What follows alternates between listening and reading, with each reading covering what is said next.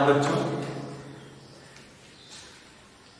हम लोग आज फिर प्रकाश चक्र के शेष भाग में उपस्थित होंगे।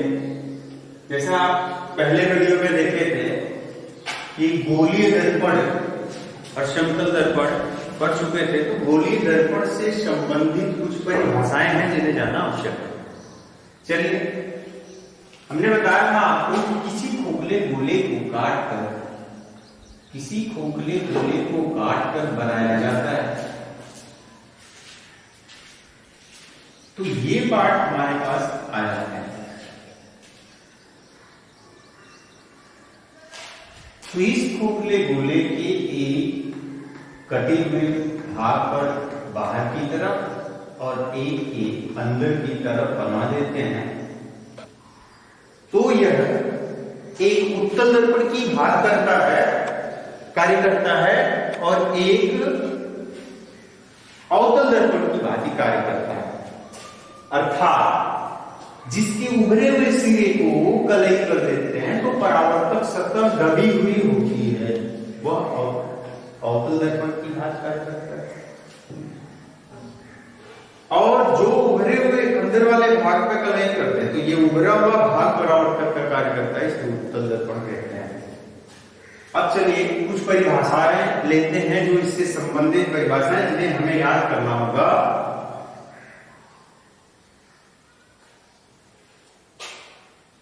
दर्पण की पहला आता है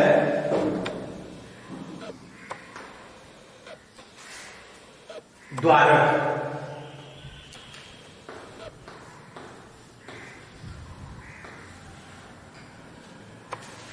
दर्पण के अंतिम सिरे, वह सिरे को इसे M1, M2, M1, M2 इन सिरों को द्वारक कहा जाता है। अर्थात दर्पण के किनारे या अंतिम छोर को द्वारक कहा जाता है। दूसरा हुआ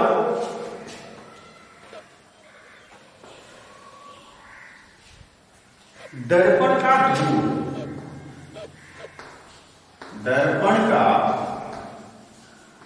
ध्रुव दर्पण के ठीक मध्य भाग को P से डिनोट करते हैं। इसे हम ध्रुव कहते हैं। तो दर्पण का ध्रुव कौन हुआ?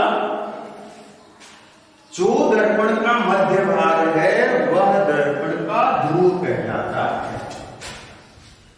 वक्रता केंद्र।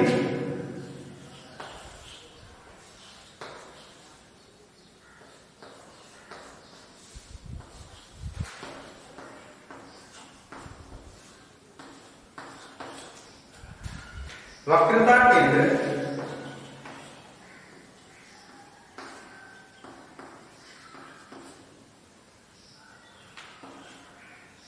जिस खोखले गोले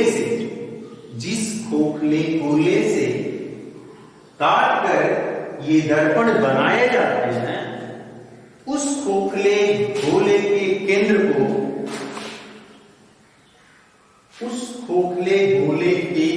को वक्रता केंद्र कहा जाता है।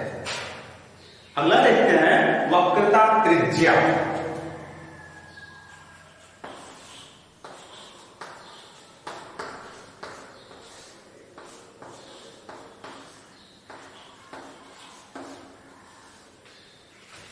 वक्रता त्रिज्या जिसे हम कैपिटल R से प्रदर्शित करते हैं, वक्रता केंद्र को C से, दर्पण ध्रुव को P से और द्वारक को M1, M2 से, वक्रता त्रिज्या को R से प्रदर्शित किया जाता है।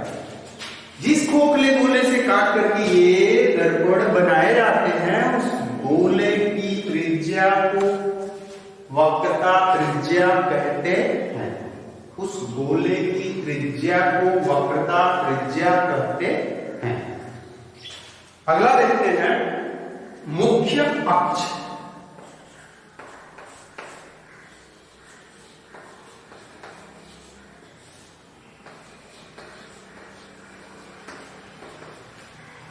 कि ध्यान दिया जाए तो ये पार्ट यहां इसका मान लिया सी है,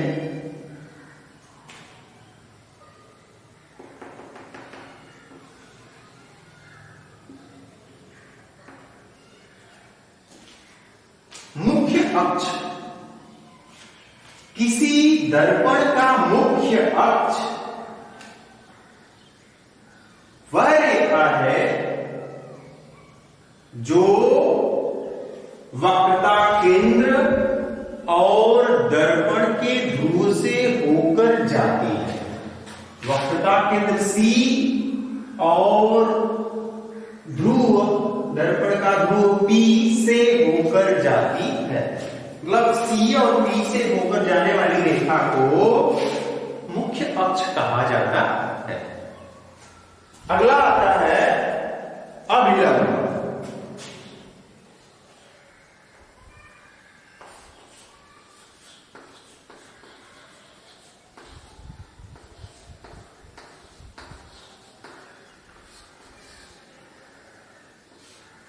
अभिलंब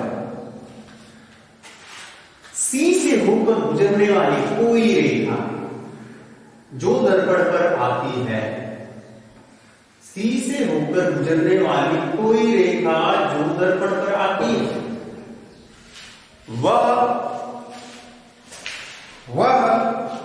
सदैव दर्पण पर अभिलंब होती है।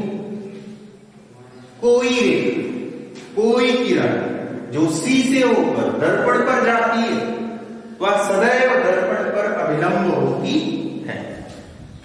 अगला आता है सातवां focus.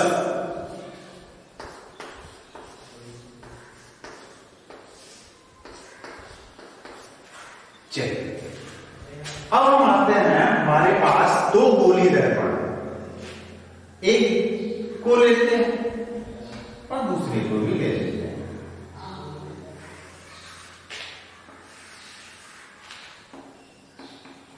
M1, M2, M1, M2, ये उत्तर है, ये अवतल है। चलिए कोई किरण जब दर्पण से टकराकर मुख्य अक्ष को जहां काटती है,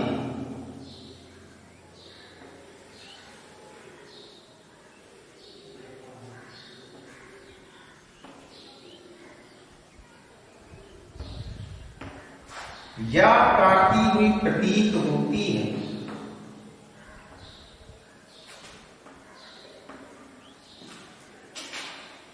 कोई किरण दर्पण से परावर्तन के पश्चात मुख्य अक्ष पर जहां मिलती है या मुख्य अक्ष को काटती है या काटती हुई प्रतीत होती है, उस बिंदु को फोकस कहते हैं। उस बिंदु को फोकस कहते हैं। अब अगला देखते हैं।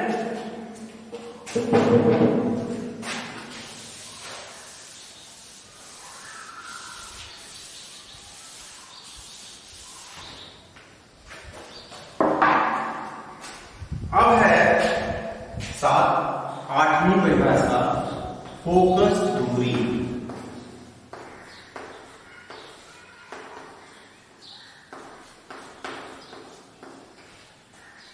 इसे हम स्मॉल लेट से प्रदर्शित करते हैं। तो फोकस दूरी क्या है? ये P है, F और P ध्रुव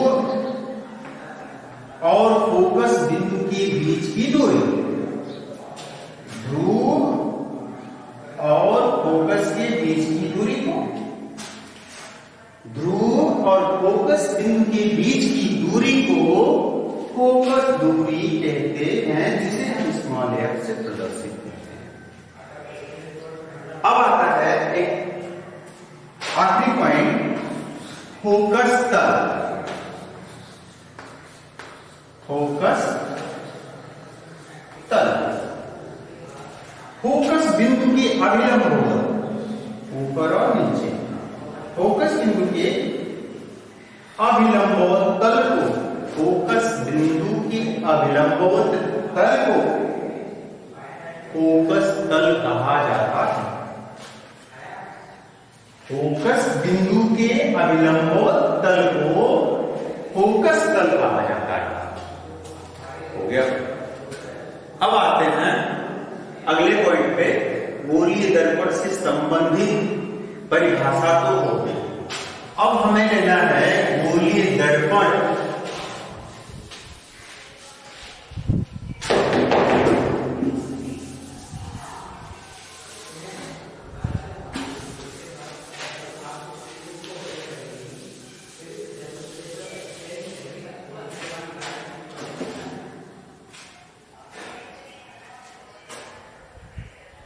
पहले देखते हैं कि इसकी कुछ नियम है। गोलीय दर्पण से आने वाले कुछ नियम को देख लिया जाए। एक अवतल दर्पण होता है, एक उत्तल दर्पण होता है।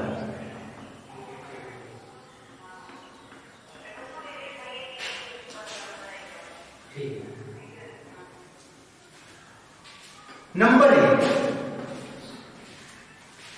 जब किसी वस्तु से आने वाली किरण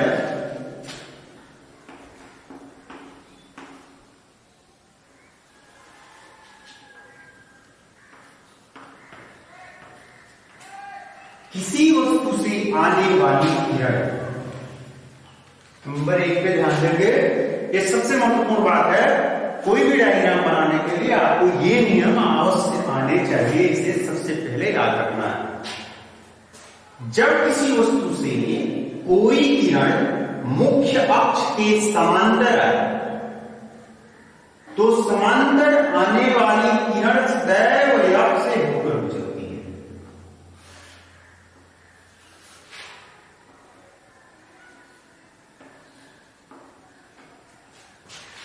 मुख्य अक्ष के समांतर आने वाली किरण सदैव परावर्तन के पश्चात फोकस बिंदु से होकर गुजरती है। नंबर 2,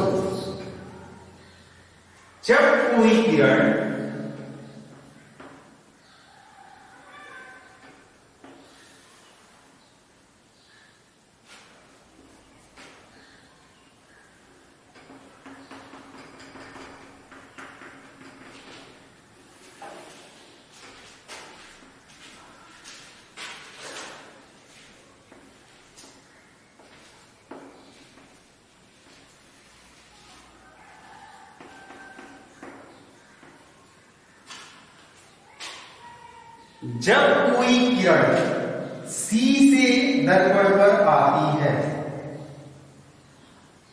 तो हमने आपको बताया था कि C से आने वाली किरण सदैव अविलंब होगी। C से आने वाली अर्थात वक्रता केंद्र से आने वाली किरण दर्पण पर सदैव अविलंब होती है, इसलिए वह उसी मार्ग से वापस चली जाती है। जैसे इस पे भी डाला गया,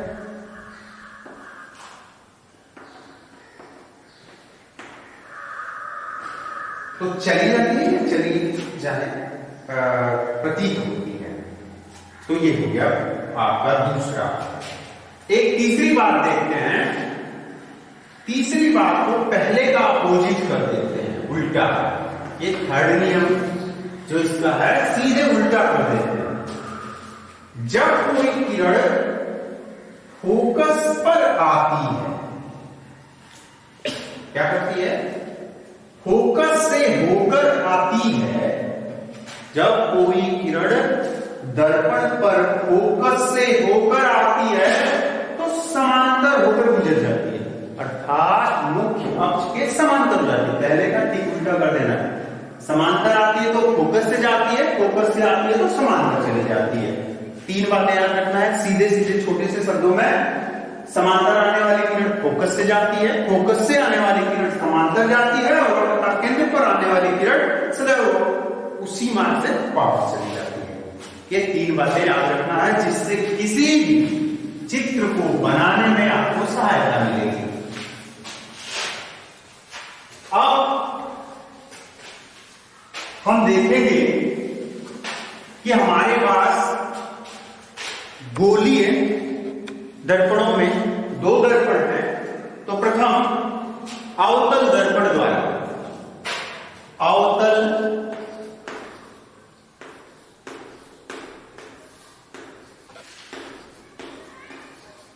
दर्पण द्वारा प्रतिबिंबों का बनना।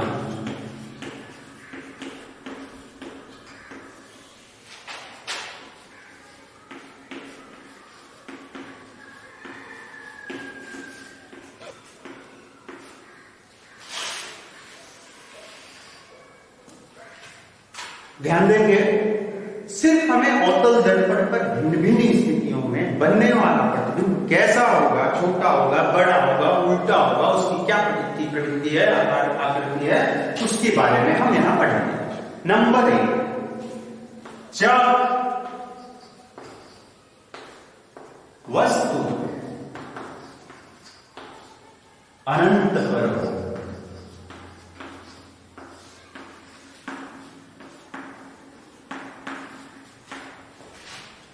मान लिया एक अवतल दर्पण है,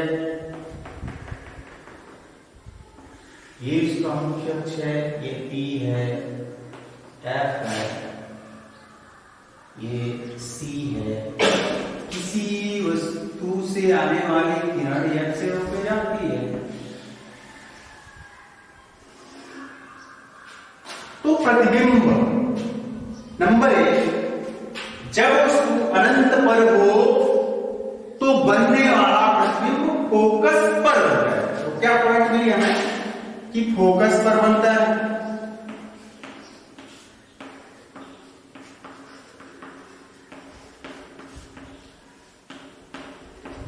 दूसरी क्या बात हुई, बिंदुमय बनता है।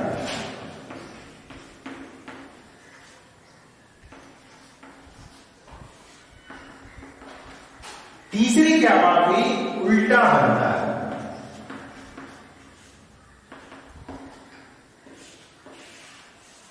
आकृति, आकार और स्थान तीनों को मैंने दे दिया। आकृति, स्थान और प्रकृति तीनों आपको मिल गए कि जब वस्तु अनंत पर हो तो बनने वाला प्रतिबिंब फोकस पर बनता है, बिंदुमय बनता है, उल्टा बनता है और वास्तविक होता है। वास्तविक बनता है क्योंकि इन्हीं की किरणों से निर्माण हो, स्वयं की किरणों से निर्माण होता है तो वास्तविक, और आभास प्रतीत होता है तो आभासी होता है। अब नंबर 2, जब वस्तु C से दूर हो, C से या वक्र का केंद्र से दूर हो। चलिए चित्र बनाते हैं।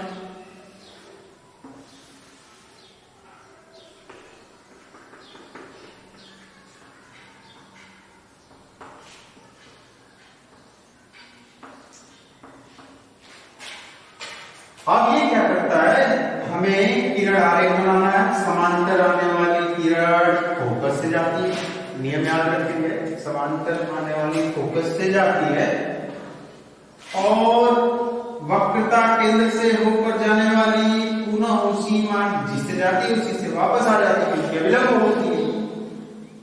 तो बन गया प्रक्रिया। अब हम ध्यान देंगे कि जब वस्तु C से दूर हो तो स्थिति क्या होती है, F और C के बीच बनता है। F और C के बीच बनता है। दूसरी बात, वस्तु से छोटा होता है, उल्टा होता है। वस्तु से छोटा, उल्टा, वास्तविक चित्र बनता है। अब तीसरी आती है, जब वस्तु C पर होगी, C पर वक्रता केंद्र। चित्र बनाते हैं, नियम का ध्यान रखेंगे।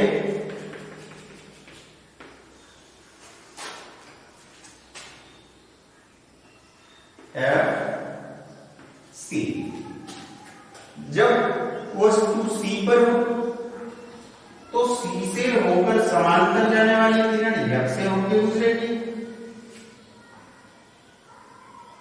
और F से होकर गुजरने वाली किरण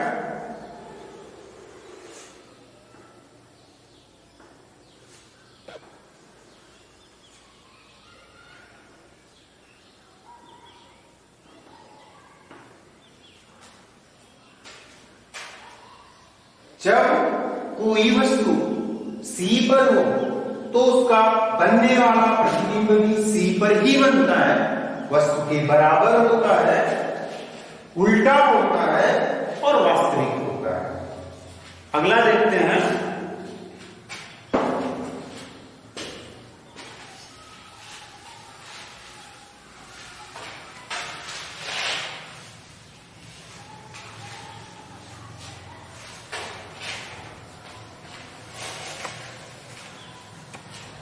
तीन हो गए, अनंत पर, C से दूर और C पर। अब चौथी स्थिति आती है कि जब वस्तु C मतलब वक्रता केंद्र और F फोकस के बीच हो। जब वस्तु C और F के बीच हो, चित्र बनाते हैं।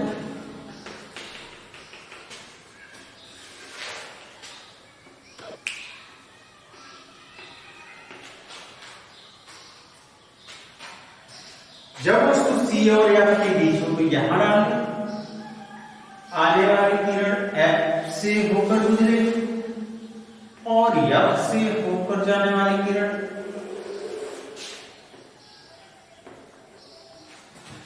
अब ध्यान देंगे, जब वस्तु C पर हो, नहीं C और F के बीच हो तो बनने वाला प्रतिबिंब C से दूर, उल्टा, वस्तु से बड़ा बनता है, से बड़ा बनता है। चलिए अगला देखते हैं, 5वां नंबर, जब वस्तु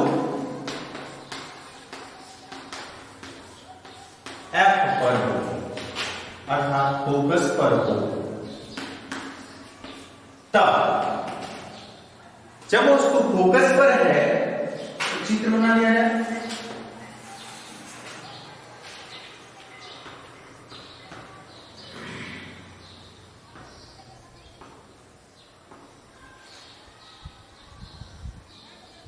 देखते हैं, जो C से होकर जा रहा है,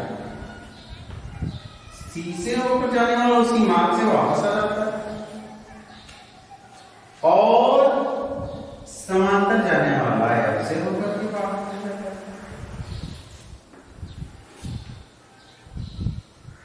ध्यान देंगे,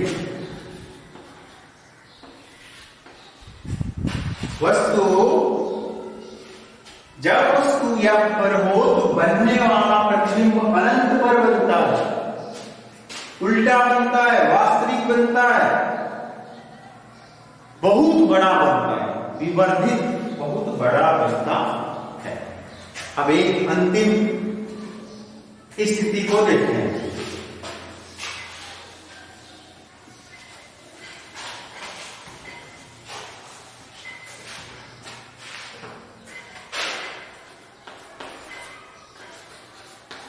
जब वस्तु F और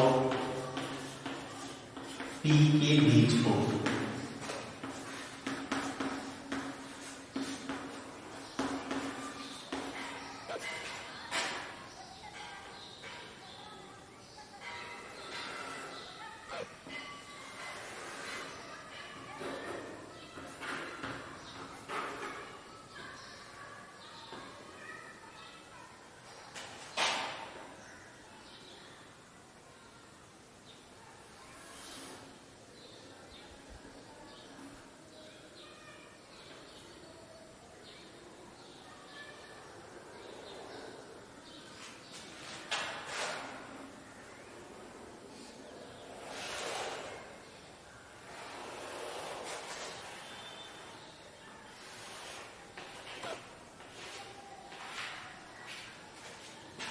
एक स्थिति ऐसी है, छठी स्थिति, जब वस्तु या और P के बीच होती है तो बनने वाला प्रतिबिंब दर्पण के पीछे सीधा,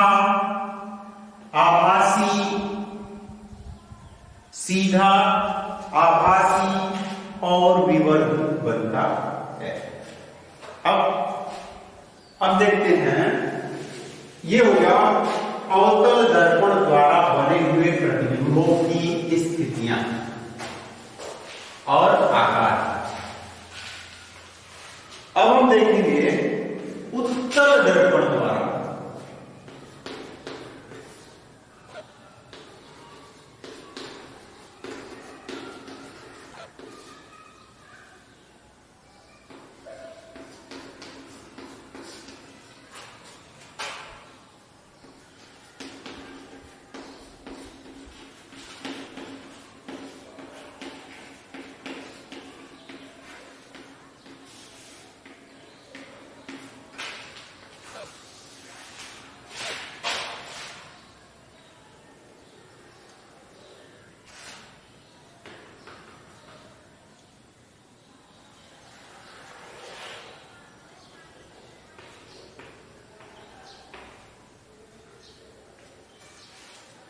उत्तल दर्पण द्वारा बने हुए प्रतिबिंबों के बारे में पढ़ा जाए तो हम चूंकि जानते हैं कि इसमें कहीं से भी वस्तु का,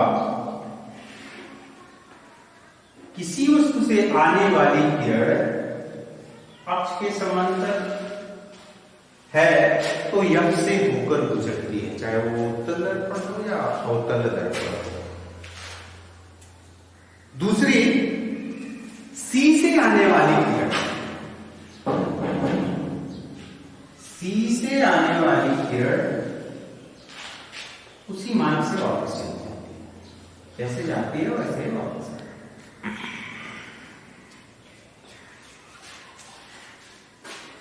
अब हम सीधे शब्द में कहेंगे, वस्तु की स्थिति चाहे कुछ भी हो, अनंत पर हो, सी पर हो, या पर हो, कहीं किसी दूरी पर हो, तो बनने वाला प्रतिबिंब सदैव सीधा बनता है।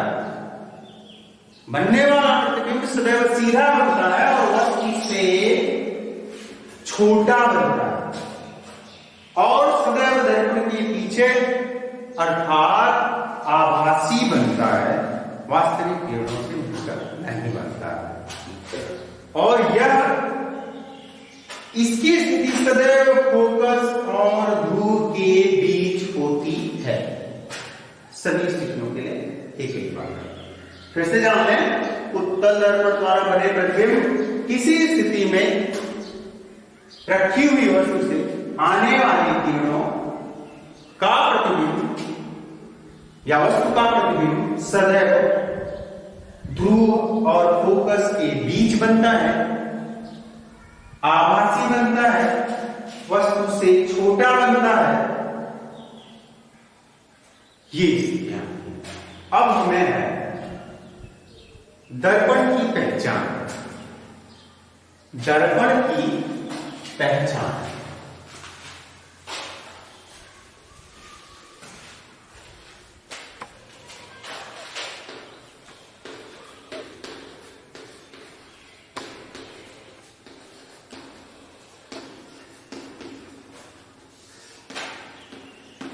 दर्पण की पहचान करने के लिए दो विधियों का उपयोग किया जाता है। एक स्पर्श विधि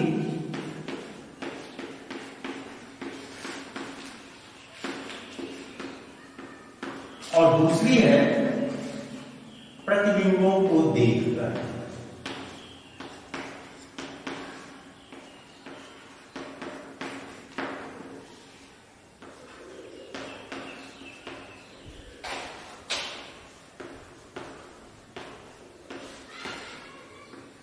चलिए पहले पे देखते हैं स्पर्श विधि के द्वारा। स्पर्श विधि के द्वारा जब हम दर्पण, एक समतल दर्पण होता है, एक दो भाग हो जाते हैं गोलीय दर्पण के, अवतल और तल। तो ये समतल अवतल उत्तल। समतल दर्पण को स्पर्श करने पर उसके तल सर्वत्र सम दिखाई देते हैं। अवतल दर्पण को स्पर्श करने पर या उसके ऊपर, अवतल दर्पण है तो इन पे एक रॉड रखी जाए तो भी किसी समतल सतह पे रखते हैं तो हम देखते हैं ये या तो उठा हुआ है या ऐसे है। तो इन दोनों स्थितियों में हम इनका पता स्पर्श द्वारा ये लगाएंगे कि समतल अगर किसी क्षण से रखा जाए तो सर्वत्र उसके सारे तल उससे स्पर्श करते हैं, और तल में उसके किनारे स्पर्श करते हैं, और उत्तल में उसके बीच का भाग स्पर्श करता है। दूसरा, स्वयं स्पर्श करके देखना हो तो छूने के बाद जब पूरा बराबर दिखे तो समतल, और जब बीच का भाग गहरा दिखे परावर्तक तल तो अवतल, और उभरा ज्ञान हो तो उत्तल माना जाता है। प्रतिबिंबों को देखकर, चलिए प्रतिबिंबों को देख लिया जाए तो अलग अलग दूरियों पर अलग अलग बात होती है। तो अलग अलग दूरियों पर अलग अलग बात होती है। तो समतल में जितने दूरी पर वस्तु होती है उसी आकार को समान आकार बनाते रहता है, सदैव सीधा और आभासी करता है। अवतल में अगर वस्तु पास हो, अगर वस्तु पास हो, नजदीक हो तो आभासी बनता है, पीछे आभासी और बड़ा बनता है। दूर हो तो सामने और उल्टा बनता है। एकदम स्पष्ट याद रखेंगे, समतल में समान दूरी पर जितने दूरी पे वस्तु है उतनी दूरी पे पीछे आभासी सीधा प्रतिबिंब बनता है। अवतल दर्पण पे अगर निकट हो, दर्पण के निकट हो तो पीछे बनता है और सीधा आभासी बनता है, किंतु दूर ले जाने पर उल्टा और वास्तविक बनता है। उत्तल दर्पण में सदैव दूर हो या निकट हो उससे बनने वाला प्रतिबिंब सीधा वस्तु से छोटा दिखाई देता है। भिन्न भिन्न जगहों पर हम लोग इनका उपयोग करते हैं। हो गया। अब चिन्ह परिपाटी भी देख लिया जाए। चूंकि हम एक गोले से ही काट करके बनाते हैं तो चिन्ह परिपाटी में देख लिया जाए, इसी गोले से काट करके कोई दर्पण बनता है तो दर्पण के चिन्ह परिपाटी में जब ही बाहर जाते हैं तो माइनस, ऊपर चलते हैं तो प्लस, दाहिने चलते हैं तो प्लस, और नीचे जाते हैं तो माइनस चिन्ह का उपयोग करते हैं। ये चिन्हों का उपयोग हम जैसे किसी वस्तु में ये वस्तु बन रही तो एक वस्तु से बनने वाला प्रतिबिंब ये है एफ सी, ये उल्टा और ये सी। इस स्थिति में हम क्या करते हैं, ये बी है, बाएं बन रहा है तो यह ऋणात्मक, ये भी ऋणात्मक। अगर यही दाहिने इसमें बनता है, यहां अगर एफ और सी कर लिया जाए, प्रतिबिंब इसके बीच में बन रहा है, यहां सीधा बन रहा है या यहां बन रहा है, तो यहां बनने वाला प्रतिबिंब क्या होगा, ये यम आता है तो ये सदैव दाहिने होता है, दाहिने होने के कारण ये धनात्मक होगा और बाएं होने के कारण ये ऋणात्मक। चलिए, क्या हो गया चिन्ह परिपाटी। अब आखिरी बात आती है रेखीय आवर्धन।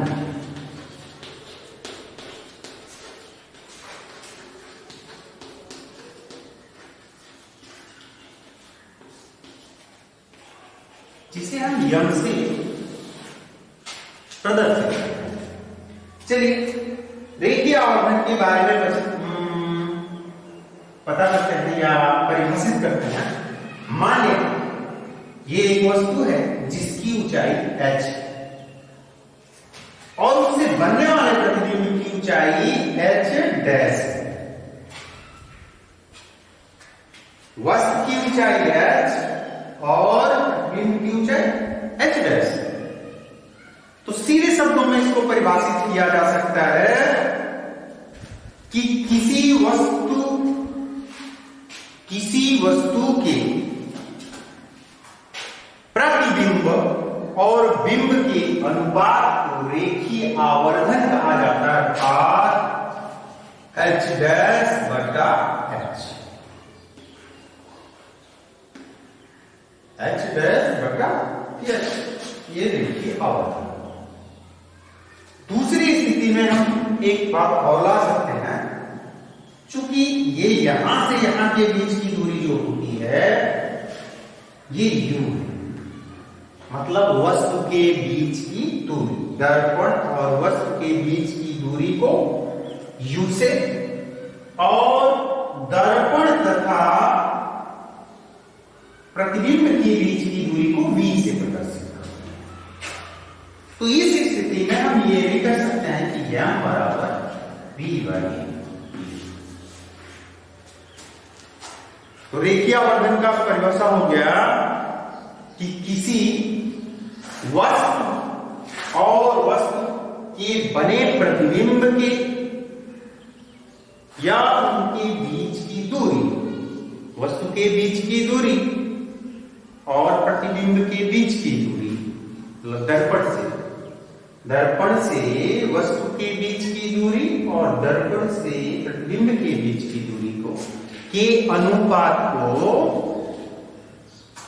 रेखीय आवर्धन कहा जाता है। तो m बराबर h डैश बटा h या m बराबर v बटा u।